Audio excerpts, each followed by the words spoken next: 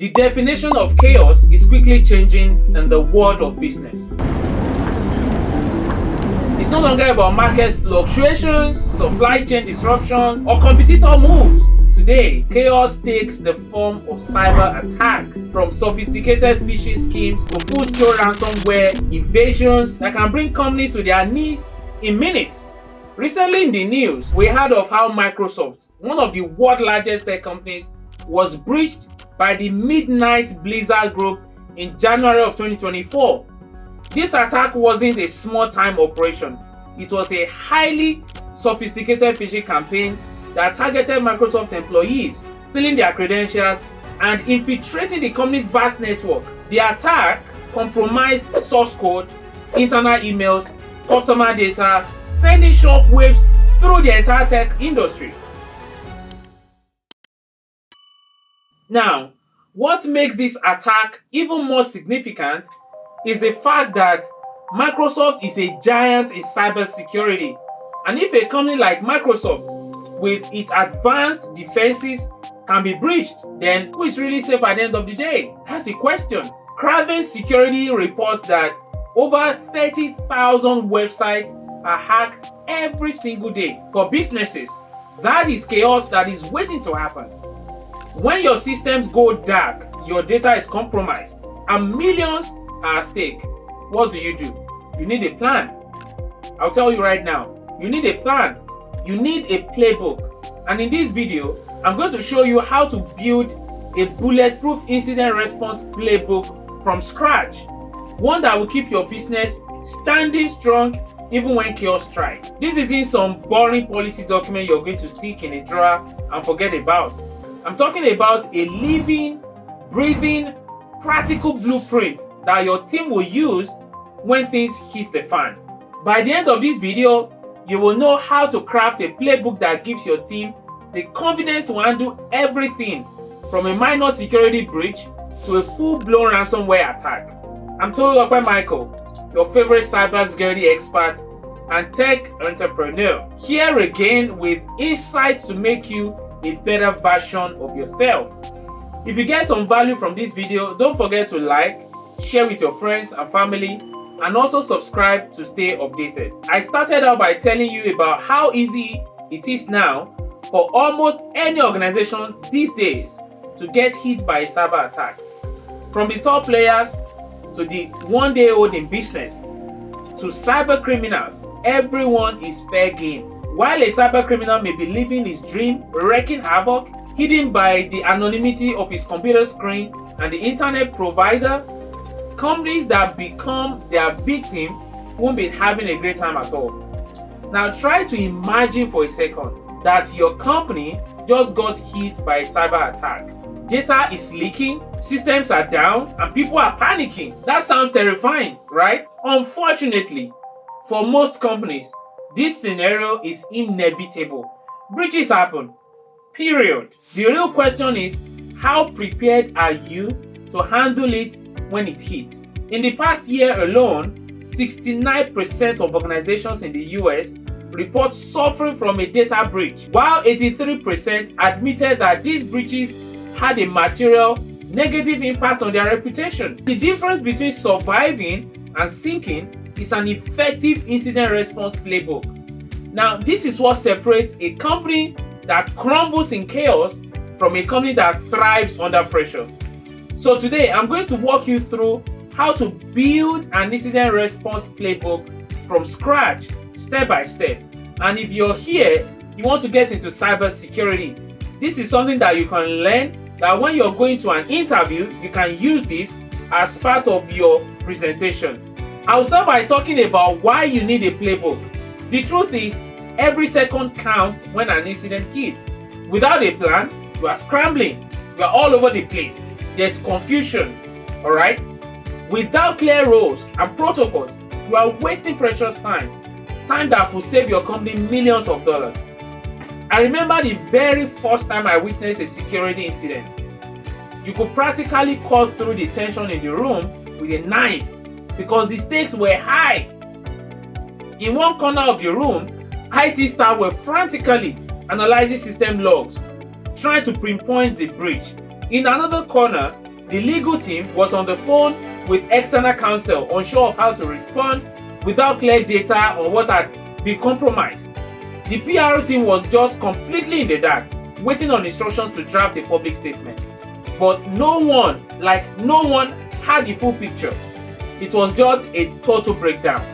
And as chaotic as that may sound, some top organizations have witnessed even bigger chaos. Now, back in 2017, in the Equifax breach case, attackers were inside the system for a whole 76 days before they were detected. By the time they responded, 147 million people had their sensitive data compromised. You can imagine the panic that followed once the discovery was made. Now, the key takeaway here is that if they had a solid incident response playbook, that timeline would have been much shorter.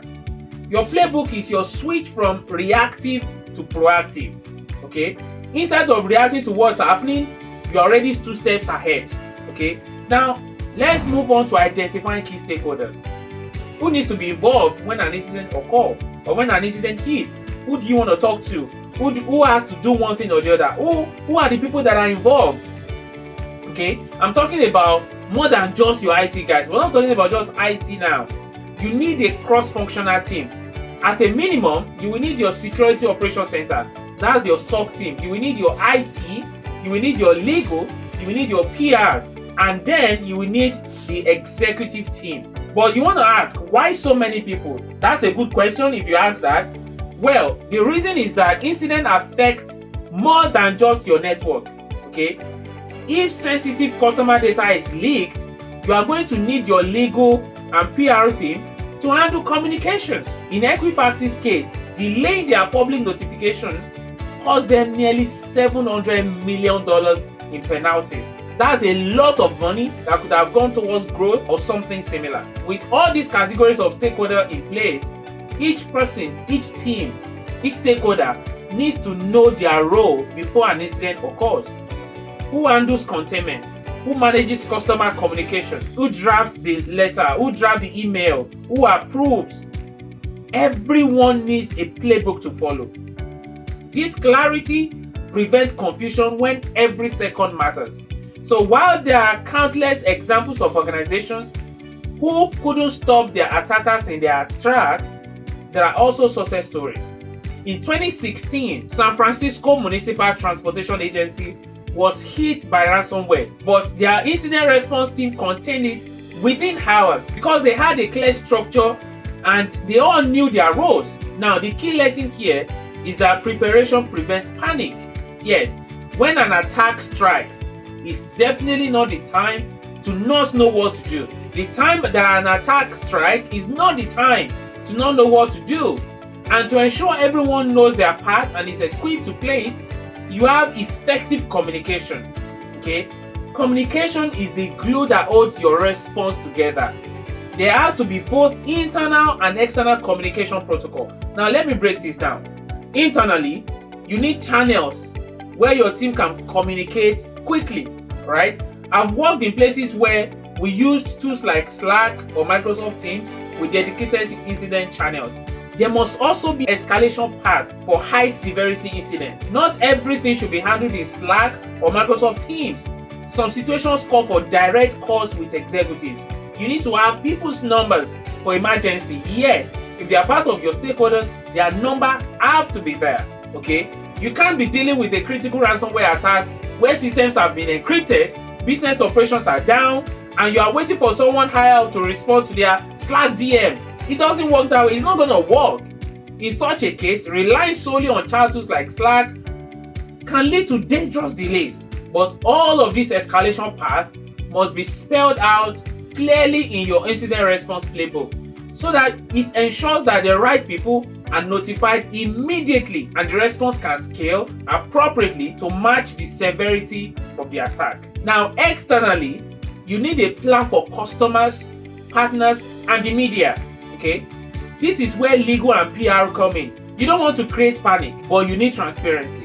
According to a Pew Research Center study, 83% of adults are concerned about how companies use their personal data. So how you communicate during an incident will impact your reputation for years to come.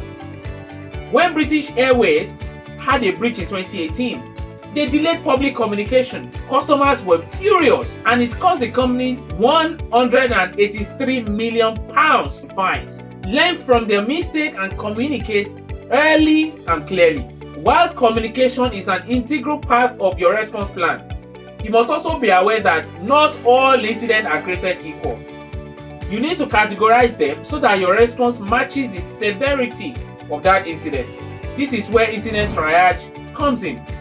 This triage system is similar to what you will find in an ER. Low severity incident might be phishing attempt that your firewall blocked. Medium might be unauthorized access to a non-critical system. But for a high severity incident, we're talking about ransomware attacks, data breaches, or insider threats. Your playbook should outline these categories and include the steps to take at each level of severity. Trust me, when your team knows what is critical and what is not, they can focus their efforts where it matters most. In 2020, Cognizant, a Fortune 500 company, was hit by ransomware. Due to their classification system, they were able to pinpoint the severity of the incident and immediately escalated it to the top executives. This quick categorization allowed them to react fast, and that minimized damage and saving them millions of dollars in damage and fines. So this is where we get into the real meat of the playbook, the action plan. For every type of incident, from a small malware infection to a full-blown ransomware attack, you need a clear step-by-step guide for how your team should respond. Now let's start from the very beginning. Detection. Now, how do you even know when something is gone wrong? Most companies rely on security information and event management, popularly known as SIEM. A lot of companies rely on these tools for detection. These tools like Splunk, IBM, QRadar, or log reading, they monitor network traffic for anomalies, things like unusual login attempts, spikes in data usage, or connections to strange IP addresses. SIEM tools can analyze all these in real time and alert your team when something looks off. But the thing is, you need to know how to respond quickly to those alerts.